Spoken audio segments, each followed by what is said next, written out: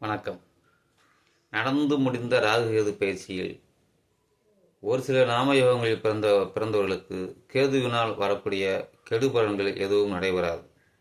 அந்த வகையில் ஆயுஷ்மான் நாமயோகம், துருவம் நாமயோகம், சித்தம் நாமயோகம் ஆகிய 3 நாமயோகங்களில் பிறந்த அன்பர்களுக்கு கேது பயிற்சியினால் வரக்கூடிய எந்த கெடுபலன்களும் இந்த பயிற்சியில் நடைபெறாது.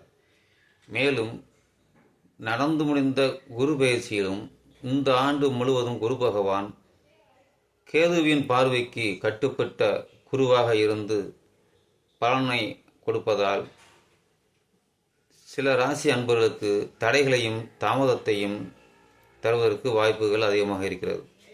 இது சம்பந்தப்பட்ட விளக்கமான பதிவுகளை நாம் அடுத்த வீடியோவில் பார்ப்போம்.